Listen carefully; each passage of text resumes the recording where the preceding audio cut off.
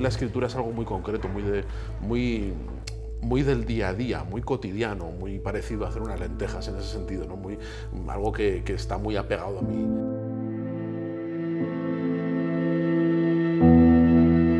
Es un libro muy cerrado en mi propia mente.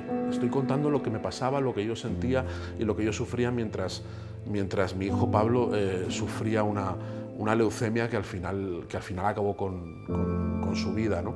Yo creo que lo escribí para intentar vivir la tristeza y el duelo en un momento en el cual yo sentía que la sociedad no me dejaba vivir ese duelo. Mi hijo muere, yo me encuentro con un mundo muy hostil que no entiende la muerte de los niños, que no entiende la muerte en general, la muerte la apartamos, ¿no? Pero la de los niños especialmente no lo entiende, y en esa negación, en esa huida hacia adelante, yo siento una presión bien intencionada por parte de mucha gente, incluso de amigos, de que hay que mirar hacia adelante, hay que salir hacia adelante, hay que olvidar, hay que pasar página.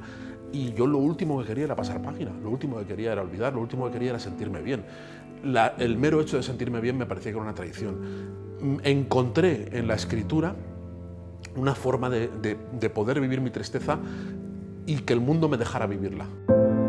Creo que la mayoría de los escritores no sabemos por qué escribimos o no saben por qué escriben. Yo creo que te puedes engañar y hacer un montón de teorías y un montón de historias, pero realmente no lo sabes porque es un acto muy impulsivo. No sabes cómo te has metido en esto, no sabes cómo de repente te has visto con una serie de libros y te has visto con lectores y te has visto hablando de eso.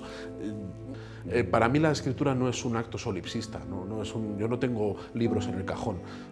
Para mí la literatura tiene sentido en la medida en la que hay un lector al otro lado y en la medida en que puedo comunicar y puedo darle un pequeño barniz o darle una vuelta a las cosas y puedo plantear, pues tanto en mi narrativa como en los ensayos, puedo provocar que el lector a lo mejor se plantee cosas que ha pensado muchas veces, pensarlas desde otro punto de vista o sentirlas desde otro punto de vista, ¿no?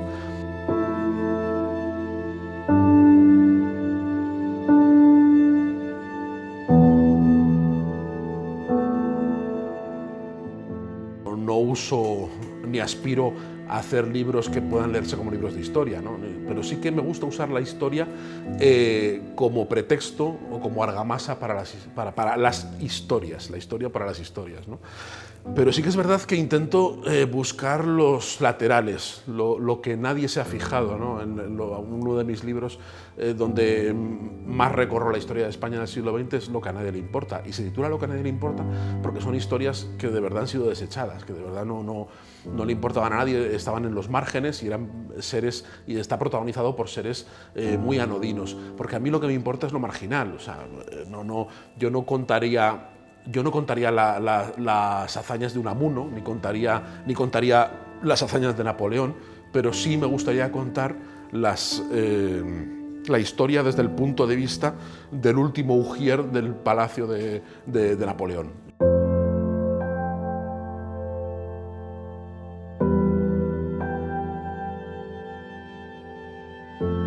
Creo fervientemente en la inutilidad de la literatura y creo además que la mayor virtud de la literatura es ser inútil, es ser casi incluso un arte ornamental.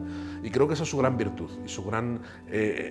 cuando la literatura intenta cambiar el mundo o intenta enseñar o intenta transformar la realidad, como se decía antes, creo que la literatura fracasa estrepitosamente. Creo que hay otras herramientas. Si tú quieres cambiar la realidad, para eso está la política. Para eso, y puedes hacer política, y haces política muy bien, pero la política dentro de la literatura no funciona bien. Haces mala política y haces mala literatura. La literatura funciona en un tono mucho más menor, empapa de otra forma, se dirige al lector desde un registro intimista. Siempre digo que la literatura es algo que escribe un señor en pijama para que lo lea otro alguien en pijama. La comunicación es muy íntima y el registro es muy intimista. Si tú utilizas esos libros como una tribuna para intentar cambiar algo, no funciona, porque en el dormitorio los gritos no funcionan. O sea, tienes que hablar más. La literatura funciona mucho más en susurros y va penetrando, no como una tribuna en la vía pública. estamos muy lejos de hablar de la muerte del libro.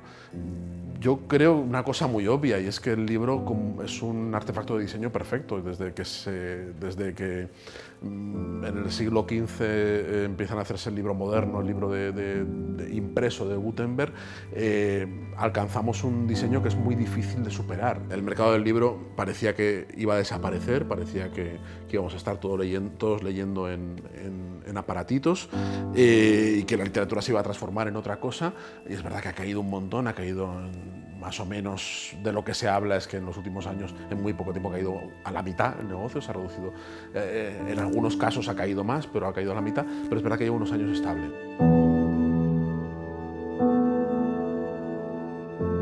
Quiero que el festival sea un encuentro de contadores de historias, un encuentro de gente que encandile, que enganche, que se suba a un escenario y sea capaz de, con el poder de su palabra, de su cuerpo y de su gesto, pues enganchar y recuperar ese espíritu un poco de encantador de serpientes, ¿no? Por eso intento que el festival sea muy lúdico, pero sobre todo quiero en fin, que gente que suba a un escenario y nos cuente y nos deje así pasmados con lo que nos cuenta y con su voz y con su manera, ¿no? de narración oral más allá de la narración escrita.